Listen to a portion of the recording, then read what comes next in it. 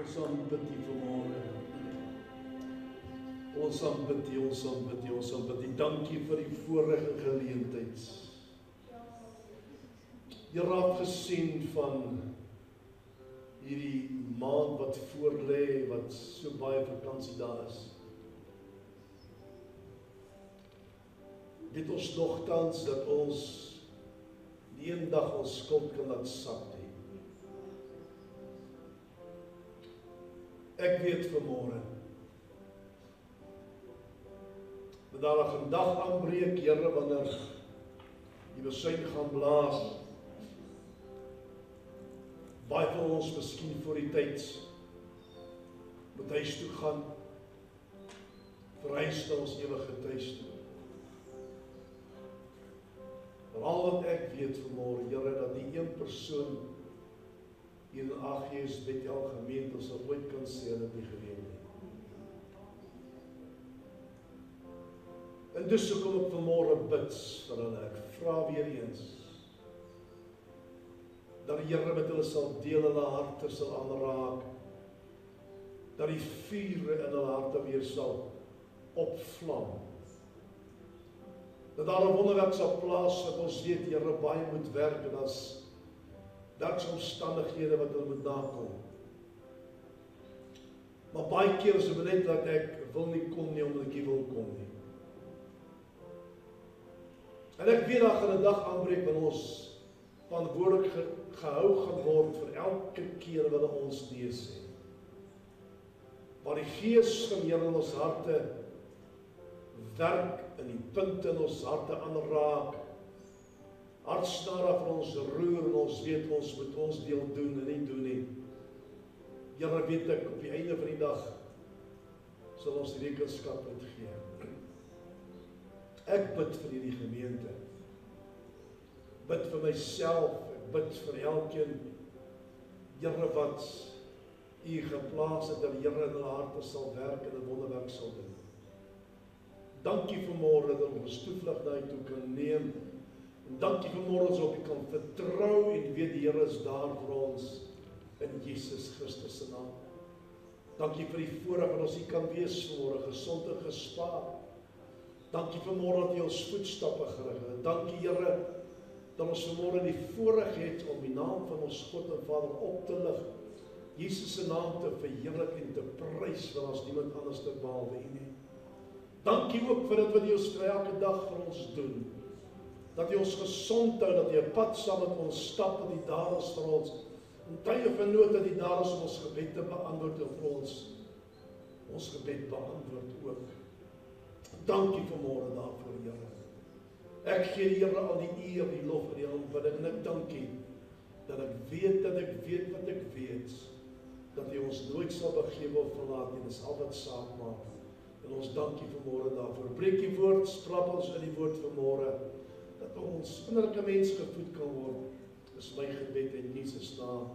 En al die kinders van Here sê, amen. Goed. Ons gaan aangaan waar ons opgehou het met 'n stapie verder. En dan gaan ons deur ons paar volgende week behoorlik by iets anders uit te kom, op dieselfde boodskap bly tot ons net kom by die wit troon oordeel op die einde van die dag. Ek glo die Here gaan my help om die boodskapies vir die woord te dra. Nou, vanmôre weer ons geleesde gedeeltes Lukas 16 19 tot 23, as die Bybel sê, maak dit oop of kyk op die skerm. Dan lees ons saam Lukas 16, 19 tot 23.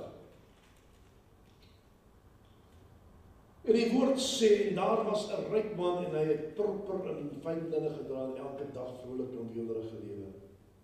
Daar was 'n bedelaar, die naam van Lazarus, wat vol smere voor sy pot gelê het, en het verlang om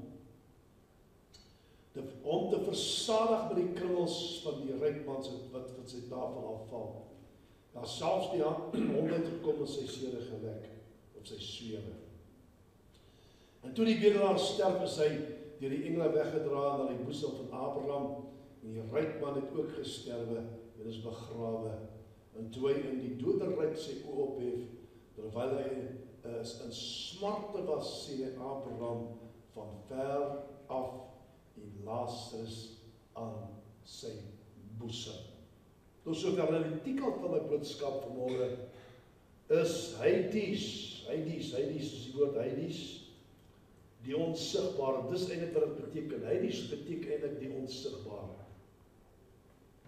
Engels sê not seen. Ek het 'n groot skok gekry toe ek nou weer gaan krap. Ek krap ons baie keer om dinge uit te vind. En ek kom op die woordjie Pluto af. Wie onthou Pluto? Daai Walt Disney hond se naam is Pluto. Maar weet jy wat dat die ander naam vir Hades is Pluto?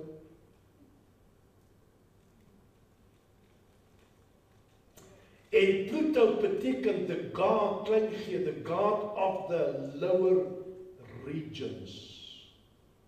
Kyk of van ons kinders. In my geval ek het nooit geweet dit beteken nie. Pluto, the god of the lower regions, wat dit beteken.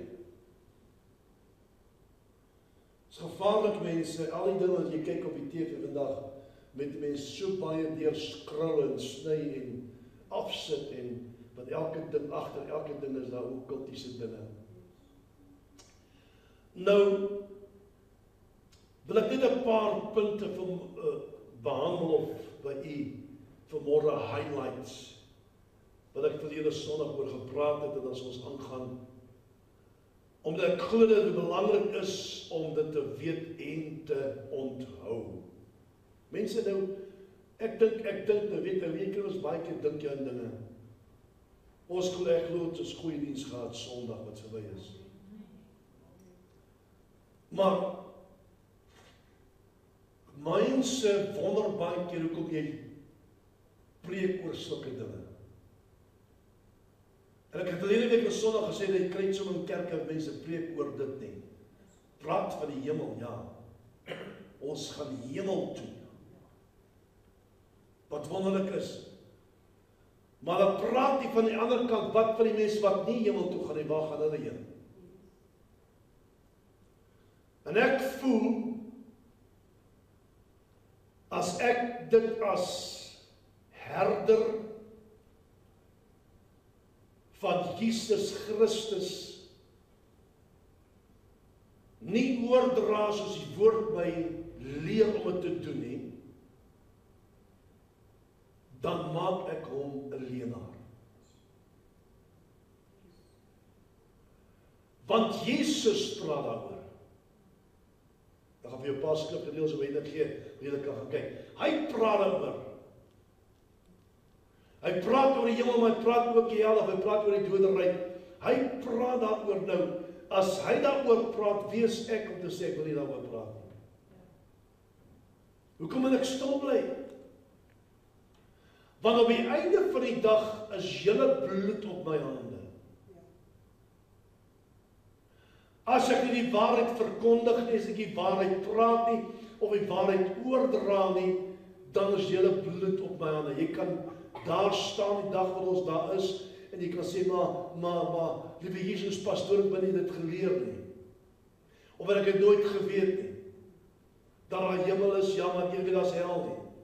Verstaan? En sulke dinge wat my regtig waar grief, wat my seer maak, wat ek voel moet gedoen word, moet gepredik word, moet oorgedra word, mense moet weet, dat die dag as jy sterf, en jou saak is nie by die Here reg nie, jy die hemel toe gaan nie. Soos jy geleef het hier, so sal jy wees aan die ander kant. Jy gaan nie ewe skielik as jy nou sterf, gaan jy vlerkies kry en 'n engeltjie wees aan die ander kant. Die wat jy hier was, en hoe jy hier geleef het, net so gaan jy leef aan die ander kant. Verstaan? Daar's geen verskil, ons almal maak foute mense. Ons struikel Maar ek kos 'n man op 'n perd om op te staan en sê ek het gefouteer. Ek het verkeerd gedoen om vergifnis te vra. Ons is mens. En ek het laas met u gepraat, ek dink in die Psalms uit, waar die Here daar sê ook, hy weet dat ons stof is. En hy weet wat ons van gemaak is en wat ons is eintlik, wat eintlik sê, al die dinge is op sy hart gegraveer. Hy weet ons is feilbaar, ons kan faal, ons kan struikel. Die mens sondig. Sonde is altyd daar, loer om die hoekie vir jou om te kyk waar jy kan vang. Verstaan? So ons is dag tot dag stryd. Ek sê nie ons is volmaak, elke persoon is volmaak nie. Maar ons moet weet, en my kinders moet weet, en jou kleinkinders moet weet, dat as jy nie jou maak, jy gaan jy hel toe, uitgemaakte saak. Dit klink kras vanmôre as ek dit sê. Maar mense, daar is 'n plek waar die siel moet bly, waar die siel gaan wees. Die onsterflike siel, hy kan nie rondsweef van die aarde. En sê baie mense, ja, hulle sweef rond in die atmosfeer. Daar's nie so 'n ding nie. Die siel, die onsterflike siel moet 'n blyplek kry op die einde van die dag. En daar's net 2 plekke waar die onsterflike siel kan heen gaan, is hemel of hel. Uitgemaakte saak. Ek het gesê dat baie geleerdes sê dat Lukas 16 van die 19de vers af is 'n parabel, is 'n gelykenis. Maar ek kan nou weer gaan naslaan en ek wou iemand afkom sê kommentaar is, dit kan nie wees nie. Dit kan nie 'n gelykenis wees nie, want Jesus sê daar was so 'n man en daar was so 'n man. As dit nie so was nie, het Jesus alleen vertel, met al respek gesê. Kom nou mense. So ek glo saam met baie wat die meerderheid ook sê, glo dat dit 'n ware gebeurtenis was wat Jesus van geweet het. Toe ek ook gesê dat dit handel oor 2 verskillende mense, naamlik die ryk man wat sterf en wat met hulle gebeur, ryk man en die bedelaar wat sterf, en wat met hulle gebeur aan die ander kant, ons het laas weer gepraat aan die ander kant, wat gebeur met hulle aan die ander kant? Een was arme bedelaar, ander was welaf, en die Bybel sê, albei het gesterf. Die Bybel sê in Prediker 3, dat daar 'n tyd van geboorte en 'n tyd van afsterwe, so elkeen van ons gaan 'n pad loop. Of ek nou hier my goede pak en ek trek na Australië toe, of ek trek nou Cairo toe, of ek gaan Suidpool toe, of Noordpool toe, maak nie saak of ek maak vir my plek in die woestyn. Dood gaan my volg. Dood gaan my in die hande kry, maak nie saak wanneer ek vlug, of waar ek gaan wees, die Dawid skryf daarvan, hy sê, gaan ek aan die diepste, dis daar, hoogste berg hier is daar. So ek kan nie wegvlug van die dood nie, want as ek het geboorte ervaar my tyd, wanneer ek was gebore, en as ek gebore was in die wêreld in, gaan ek ook sterf. Dis wat die Bybel sê, daar is 'n tyd van geboorte en 'n tyd van afsterwe. Daar is dit gesê, Venus het gesê, die werklike Lazarus en die werklike ryk man, hulle onsterflike siel het neergedaal in die buik van die aarde. Tot binne die doderyk, Psalm 115 vers 17 sê, the dead shall not praise thee. Luister wat hy sê, O Lord, nor any that go down to Hades, ander woorde, die doderyk is in die buik van die aarde. Dis waar die doderyk is. Onthou, dit was Oud Testamenties nog, voor die kruisiging en opstanding van Jesus Christus. Oud Testamenties, Hades wat ook vertaal word as hel in die Oud Testament. In die Oud Testament word Hades meestal gebruik om aan ons te beskryf waar alle regverdiges en onregverdiges is hier opgeëindigheid na hulle afsterwe. Dis voor die kruisiging en die opstanding van Jesus. Fisiese dood spreek van 'n liggaam sonder gees, volgens Jakobus 2 vers 26. 5de plek het ek gesê, ryk man kon alles onthou, en het geweet hoekom hy daar is, hoekom hy opgeland het in daai plek van vuur, waar hy gemartel was. Sy sintuie het normaal gewerk. 6de plek sê Abraham vir hom, jy kan nie oorkom na ons kant nie, ons kan nie ons kant oorgaan na jou toe nie. Daar's 'n groot kloof tussen ons. Niemand kan oorgaan na die ander een se kant toe nie. Onthou hy of die doderyk was opgedeel in 2 dele, het ek gesê ook. 2 dele waar die regverdiges gehou was en die ander deel waar die onregverdiges gehou was en bewaar was. En die ander deel waar die onregverdiges reg gehou en bewaar was. Luister mooi wat pastoor vanmôre sê. En dit was tot die kruisiging en die opstanding van Jesus Christus se dood. Was dit so gewees? 2 dele wat daar was. 2 dele. Nou, as ek 'n prentjie kan vorm, ek wil sê aan die linkerkant, regterkant nie, was die een kant was die regverdiges, al die Ou Testamentiese godsmanne. Jesus het dit later daarop geëindig. Aan die ander kant was daar 'n kloof gewees in die middel en aan die ander kant, miskien die regter of linkerkant, maak nou nie saak nie, was waar die goddeloses, hulle wat sonder die wet geleef het, hulle wat heidene was hulle gehou. En ek noem dit 'n bewaarplek. Jy verstaan, die gelater stuk op 'n steeds 'n bewaarplek, waar daardie onsterflike siele gehou word tot en met die dag van die groot wit troon oordeel. Hulle word daar gehou. So vandag, as ons vandag daarna mag kyk, is die een kant van die doderyk leeg, en die ander kant waar die onregverdiges is nog vol. Soos onregverdige vandag sterf, gaan hy af doderyk toe. As 'n kind van die Here vandag sterf, gaan hy bo hemel toe. Dis die verskil. Ons gaan boontoe, onregverdiges gaan ondertoe. Kom ek verduidelik gou-gou. Nou praat ek van Nuwe Testament. So daarin praat van die 2 dele waar al 2 siele was Ou Testamenties. Nuwe Testamenties sal dit as volg wees. Jesus sterf as mens op die kruis van Golgotha. Hy het nie gesterf as God nie. Hy sterf as mens op die kruis van Golgotha. Hy word begrawe, word in 'n graf geplaas.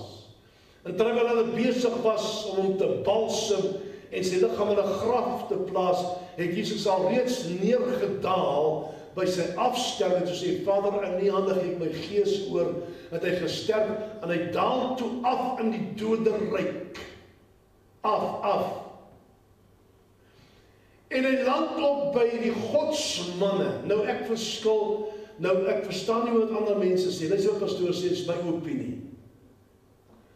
Waar daar gepreek word dat Jesus is hel toe gegaan, ek stem nie saam nie. Omdat dit wel hel is, die hele doderyk word hel genoem. In die Ou Testament het Jesus nie gegaan na die ander kant van die onregverdiges nie. Ek stem nie saam, ek gaan vir nou jy wys hoekom ek nie saamstem nie. Hy het wel hel toe gegaan, as ons die woord mag gebruik, aanhalingstekens, in die doderyk, maar aan die kant waar die regverdiges gehou word. Al die godsmanne was. Abraham, David, Henog en al die manne was daar gewees, en hy het opgeëindig by hulle. Opgeëindig daar. Met ander woorde, Jesus het gesterf, en hy het neergedaal aan die buik van die aarde. 2 Korintiërs 5 vers 21 sê, want hy, Jesus, het hom wat geen sonde geken het nie. Jesus Christus het gesterf sonder sonde. Hoekom, pastoor? Want as hy gesterf het sonder sonde nie, kon hy nooit teruggehaal het dit wat Satan gevat het vir die eerste Adam af nie.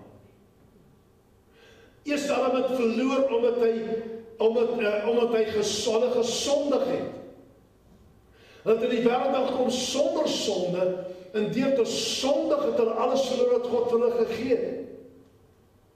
En alleen kon God iemand gebruik, 'n tweede Adam, wat toe gekom het, was Jesus, wat sonder sonde gekom het, en sonder sonde geleef het, hier op aarde, kon ingaan en terug te gaan vat dit wat die duiwel gesteel het van die mens. As hy wel gesondig het, kon hy niks doen nie. Luister wat hy sê. wat geen sonde geken het nie, sonder hy sonde vir ons gemaak. Met ander woorde, Christus Jesus is vir ons sonde gemaak. Met ander woorde, hy het die sonde van ons almal, hy was op hom gelê, uiterlik nie, innerlik nie. Waar lê ons sonde lê innerlik. Wat die hart van vol is, sal die mond van oorloop. Innerlik. Gelees wat Paulus skryf daar. So uiterlik was dit op hom geplaas. Jesus was nie 'n sondaar nie, selfs nie aan die kruis nie. Aan die kruis en die Vader hom behandel asof hy 'n sondaar was. Maar al die tyd was sonde buite Jesus en nie binne in hom nie. En dit was die deel van sy natuur, soos dit by ons is nie.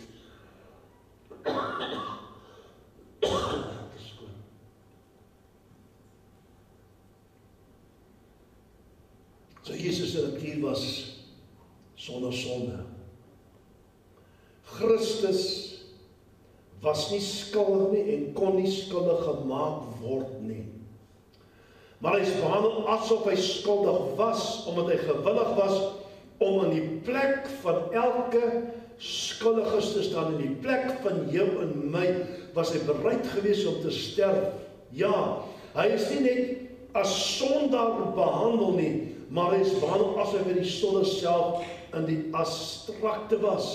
Abstrakte. Dit is 'n ongelooflike stelling. Die sondelose is gemaak om sonde te wees. Hy was sondeloos, maar hy was gemaak om sonde te wees. Daarom sê die Bybel, hy sonde vir ons gemaak. Met ander woorde, hy het sonde op hom geneem. Die sonde van ons was op hom geplaas en hy is bereid gewees om dit te neem. So, omdat hy dan nie gesondig het nie, nie selfs op die kruis het hy gesondig nie, hoekom moet hy dan hel toe gaan? Hy was wel in die doodryk, ja, waar die regverdiges was, het Jesus neergedaal. En daar het hy vir 3 dae en 3 nagte gebly, nou verstaan wat ons wil sê. 3 dae en 3 nagte gebly. En in hierdie tyd, lees ons in 1 Petrus 3:19-20, dat hy ook vir die gevangenes gepreek. Nou, word ook 'n debat gevoer oor vir wie hy gepreek het. Wat jy nou daai gedeelte gelees, praat hy ook van die onregverdiges van Noag. Nou luister wat ek sê, my opinie ook, jy kan daaraan gaan kou, jy kan verskil, maak nie saak nie. So Jesus het vir die gevangenes gepreek, ek glo heel eerste vir hulle daarby was, het hy vir daai mense gesê, ek is die Messias. Ek is iemand wat verwag het is hier tussen julle. Tweedens, na sy opstanding, onthou, Abraham het gesê, niemand kon oorgaan van die een kant na die ander kant nie. En omdat Jesus menslik gesterf het, soos 'n mens het hy gesterf, uit sy asem uitgeblaas, was sy onsterflike siel in die kamp van die regverdiges, kon hy nie oorloop, hy was nog nie opgewek nie. So hy eerste vir die regverdiges gepreek, en na sy opstanding sal ek sê, het hy oorgegaan, want hy moes die sleutels gaan haal, het hy oorgegaan, toe ingegaan het in die doodryk aan die ander kant waar die onregverdiges was, het hy vir onregverdiges ook gepreek, want hy was daar om die sleutels van Satan terug te vat.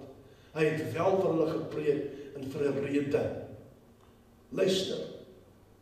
Op die 3de dag, so dis 3 dae na, 3 nagte, maar op die 3de dag word Jesus opgewek, en nou lees ons, want ons praat van die doderyk nou, nou lees ons, hy is nog in die doderyk, Efesiërs 4:8-10, die volgende, dat hy, Jesus, wat neergedaal het in die onderste dele van die aarde, weer eens sê, die Bybel vir ons dat die doderyk is in die onderste dele van die aarde,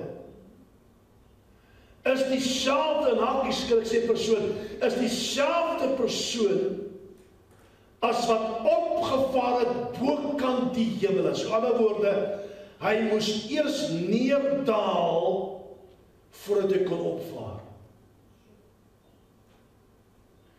Nadat hy die gevangenes gevange geneem het, en dit is vir my so pragtig.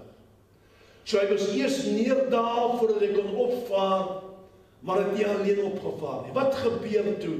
Na Jesus se opstanding, het hy die sleutels gaan vat van die dood en die doderyk. Hy het teruggekom na waar die regverdiges eintlik gevange gehou was. En hy, as daar boeie was, maak hy saak, wat tronkdeelers maak hy saak, het hulle oopgemaak, het hulle vrygelaat, het hulle almal gevat, die regverdiges, en saam met hulle het hulle opgevaar uit die doderyk uit op na die hemel toe, na God se woonplek toe. Nuwe Testamenties. Oud Testamenties was aan twee kante vol. Nuwe Testamenties is die een kant nou leeg en die ander kant nog steeds vol. Want die godsmanne van vir die eerste boek af regdeur tot by die opstanding van Jesus het saam met hom gegaan op na die hemel toe, God se woonplek. As jy bokant die hemele het hulle opgeëindig. Hulle is nou eintlik basies soos waar hy kom, wat hulle ook noem paradys. Hulle noem die plek onder waar die regverdiges is, noem hulle ook eintlik paradys. Dis kan ek sê 'n mind-boggler, as mense kan sê, né? Jy verstaan ek, ons gaan op uitkom later wat hy oor gesê het. Julle moet dit verstaan, mense. Anders gaan jy weet waar jy gaan. So het opgevaar hemel toe. En wat gebeur in Nuwe Testamenties? So die gedeelte van die doderyk waar die godsmanne gebly het en waar hulle bewaar was, is nou leeg. Maar die ander kant van die regverdiges is daai onsterflike siele nog steeds daar. Nou sê ek die woorde, my woorde wat ek gebruik, is dat hulle word daar bewaar. Jy moet verstaan wat pastoor sê. Dis nie die hel wat op die einde van die dag gaan wees by die wit oordeel nie, hoor. As ons hel noem. Want die Bybel sê, Jesus sê self daar in daai ware verhaal, praat hy van dat die ryk man het smarte gelei en hy praat van vuur. So aan die ander kant van die doderyk, die een kant waar hulle was niks, die kant van die doderyk was daar vlamme en vuur, so hulle word gepynig daar. Maar hulle onsterflike siel is daar.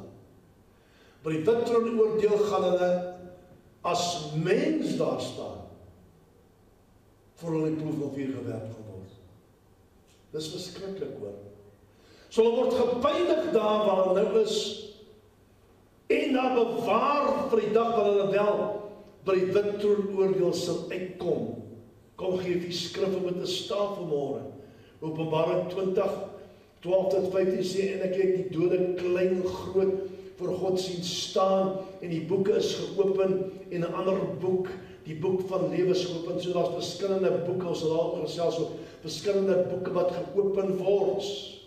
Een van die boeke wat geopen word is waar jy gaan sien, en dit gaan soos 'n rolprent teruggespeel word, sê baie geleerdes, wat jy gedoen het in jou leeftyd hier, as die Here nie aanvaar as jy persoonlike saligmaker nie, en waar jy geleentheid gekry het om dit wel te doen, en jy het weg van jou weggestoot het. So boeke word geopen, en 'n ander boek van die lewe is geopen. En die dode is geoordeel na wat in die boeke geskryf is volgens die hele werke. En die see die dode gegee wat daarom was. En die dood en die doderyk, ons het gepraat van die doderyk, het die dode gegee wat daarom was. En hulle is geoordeel elkeen volgens sy werke. En die dood en die doderyk is in die poel van vuur gewerp. Dit is die tweede dood. Met ander woorde, wat ons hier lees, is daar die mense tot op die dag van die wit troon oordeel, sal daar bly waar hulle nou is, in die buik van die aarde, in die doderyk. Maar daar gaan 'n dag kom, wanneer hulle siele verenig gaan word met hulle liggaam, want die Bybel sê die dood en die doderyk sal sy dooies ook moet gee. So dat was daai plek ook leeg. En omdat hy dan leeg is, word die hele doodryk en die dood word ook in die poel van vuur gewerp. Dit is 'n mond vol, maar gaan lees het, die mooi studie gemaak daarvoor, so jy sien wat Jesus eintlik daar gesê het. So, die doodryk waar die onregverdiges woon, sal op die einde dag ook dan leeg wees. Dan praat nie van die tweede, dit was die tweede, met ander woorde, hulle gaan weer 'n keer sterf. Hulle het 1 keer gesterf, en hulle gaan weer 'n keer sterf, en dan gaan vir ewig gepynig word. Dit is die tweede dood. En as dit bevind is dat niemand, of dat iemand nie opgeskryf was in die boek van die lewe, nie, is hy in die poel van vuur gewerp. Nou daai poel van vuur, ons daar lees in die boek Openbaring 23, praat van swavel en vuur. Swavel en vuur, en daardie woordjie daar beteken eindelik. Hy praat van poel en vuur, ander plek praat hy van swavel en vuur. Poel van swavel en vuur beteken eintlik Gehenna, Gehenna, G-E-H-E-N-A, en beteken lake of fire. Nie spesifiek hel nie, maar lake of fire. Met ander woorde, die eerste plek wat ons van lees as praat van hel, waar die vuur nou is, gaan nie bestaan nie. Op die einde van die dag gaan hulle in 'n plek ingegooi word, in 'n poel van vuur wat al vir ewig dan gepynig sal word. Wat het Jesus gesê? Sê waar die wurm ophou vreet nie. Daar sal geknars wees van tande, en waar die wurm nou ophou vreet. Die wurm vreet nie in 'n seël nie, wurm vreet in 'n liggaam. Dit sal wees op die einde van die dag, na die wit troon oordeel. So daai doodrykse dooies moet opgegee word by die wit troon oordeel, en dan word die dood en doodryk dan ook in die poel van vuur gewerp. Derdens, wanneer 'n kind van die Here tot sterwe kom, gaan die werklike onsterflike siel hemel toe, of paradys. Dit het in die dopwerk bly gaan hemel toe. Maar as die sondaar tot sterwe kom, daar hy nog neer in die buik van die aarde, waar hy dan sal wag vir die dag van die oordeel. Kom ek sê dit so, dat jy kan verstaan, wat hier was, en hoe hy geleef het op aarde, sal hy ook wees aan die ander kant, ek het nie genoem in die begin. So ons kan nie weghardloop van dit af nie. Dis wat die Bybel sê, daar is so 'n plek soos die doodryk of hel, daar is 'n hemel, daar is God se woonplek uitgemaakte saak, so elkeen van ons moet kies waarna toe ons wil gaan. So maklik is dit. Jy het 'n keuse om te maak. Jy moet kies waar jy vir altyd wil wees. Nou soos kyk dan na die ewigheid, is baie lank. Waar jy wil leef. So ek sê, liewers as ek by 60 of 70 jaar of 80 jaar hier leef volgens die woord van die Here en doen wat God van my verwag, as wat ek vir ewig verlore gaan wees op die einde van die dag. Dit is belangrik dat ons sal weet dat ons sake sal regmaak met hom, dat ons 'n lyn sal kom met sy woord, dat ons sal doen wat hy van ons verwag om te doen, en breek met dit wat jy gaan wegtrek na die plek toe. So maklik is dit, jy breek, jy verloon dit. Paulus sê vir ons moet weghardloop van sonde af. Jy moet 'n pad wat nie na dit toe gaan nie, jy moet weghardloop van sonde af. Jy moet pad vat en weghardloop, moet nie toegee aan dit wat die vyand jou pad langs steen nie, want hy wil nie alleen in die poel van vuur gewerp word nie. Hy wil anders saam met hom vat. Dis hoekom as jy gaan vat wat hy jou bied, gaan jy saam met hom in die poel van vuur gewerp word. Uitgemaakte saak. Mens. So ek hoop jy verstaan die deel van die koning van die doderyk nou. Wat gebeur as iemand nou sterf? Wat het gebeur as die mense in die Ou Testament gesterf het? Wat gebeur as die mense in die Nuwe Testament sterf? Wat gebeur as ons nou sterf? Die een kant is leeg, ander kant is nog vol. Ons sorg dat ons hemel toe gaan. Ons sorg dat ons sake reg is, dat ons hemel toe kan gaan. Nou die skrifgedeeltes waaroor Jesus praat, wil ek gou vir u noem, daai kan dit neerskryf, ek gaan vinnig stadig lees. Die eerste wat we gaan praat is oor hel is Matteus 5. Hierdie is allemaal in Matteus. Matteus 5, 21 tot 26. Matteus 5, 21 tot 26. Dan kry ons 'n ander gedeelte Matteus 7, 13 tot 14. Matteus 7, 13 tot 14. Dan kry ons Matteus 13, 24 tot 30. Kom ek begin voor en gaan weer lees. Matteus 5, 21 tot 26, Matteus 7, 13 tot 14, Matteus 13, 24 tot 30, en dan ook verse 36 tot 43 van dieselfde Matteus 13. 36 tot 43. Dan weer een keer Matteus 13, vanaf 47 tot en met vers 52. So Matteus 13 kry jy 24 tot 30, 36 tot 43 en 47 tot 52 is die vers in Matteus 13.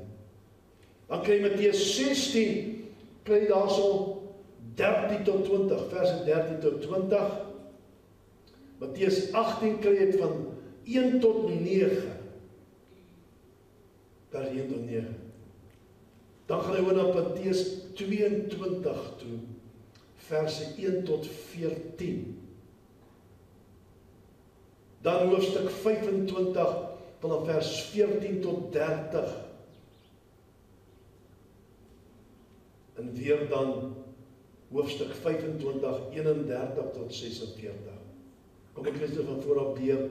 Matteus 5, 21 tot 26, Matteus 7, 13 tot 14, Matteus 13, 24 tot 30, 36 tot 43 en 47 tot 52.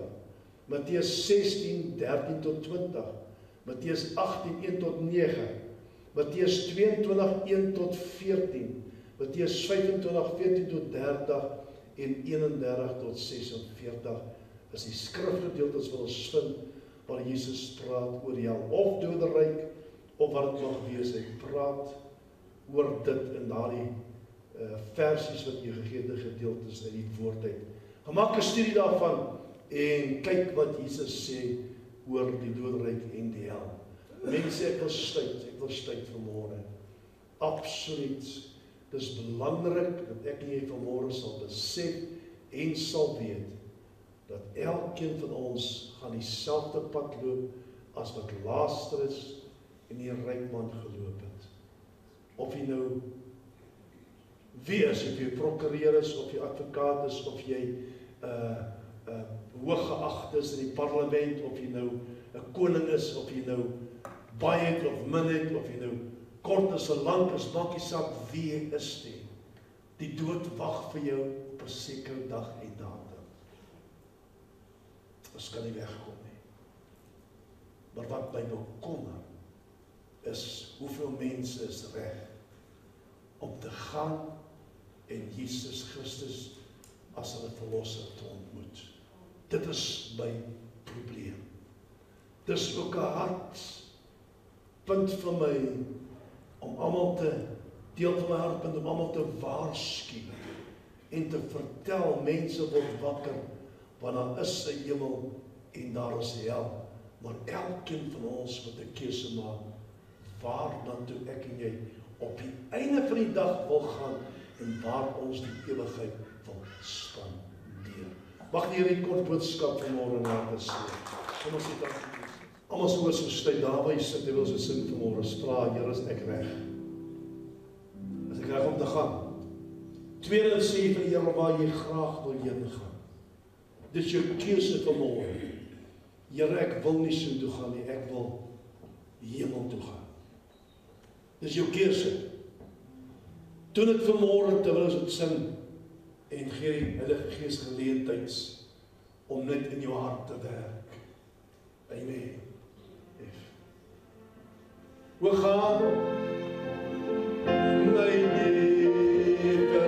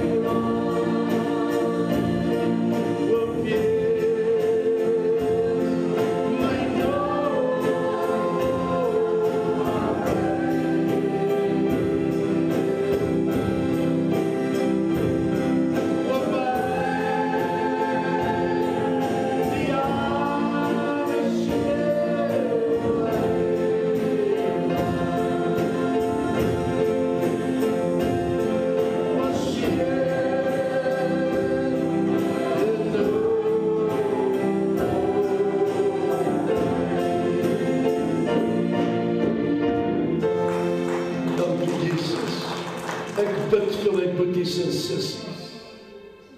Ek bid vir elkeen wat hier is en ek bid vir hulle wat nie is nie. Here, dat elkeen van ons die regte besluit geneem het vanmôre. Besluit dat ons op die nou pad sal bly. Ons Jesus sal volg sodat ons die hemel kan maak op die einde van die dag. Waar hulle is vanmôre, wie na die boodskap luister. Here, werk aan die mense se harte, die tyd is so kort. Enige tyd kan die silwerkoord geknip word, daai draadjie getel word. Enige tyd kan die basuin blaas en die Here sy kinders kom haal. Dis ook ek vanmôre bid van my af reg deur elke vleuel van hierdie kerk tot bo by die balkon, Here, vir elke persoon, dat die Here met hulle sal deel, met hulle sal werk totdat hulle die regte besluit gemaak. Hulle wat nie vanmôre is nie, miskien weens die boodskap, ek weet nie, wil ek vanmôre bid voor en vra, Here, werk met hulle. Werk met hulle. Dis wat die woord ons sê, ons kan nie daai blaaie uitskeur in die woord uit nie. Ons kan nie net lees wat ons wil lees en die ander los nie. Dis wat die woord sê, dis wat U met die eie mond gesê het, en verklaar daar is die hemel en die hel. En tussen ek bid vanmôre vir hulle wil prys en ek vra, Here, werk met hulle, los hulle nie uit nie. Want soos elke persoon by die punt bekom van afsterwe, so sal dit wees op die einde van die dag. Ek vra dit vanmôre, ek pleit by die Heilige Gees vanmôre om hulle stil te staan in Jesus Christus se naam. En ek dank en ek prys en ek loof U daarvoor. Na die kinders van die Here sê, amen en amen. Ek wil sê dankie vir Jesus.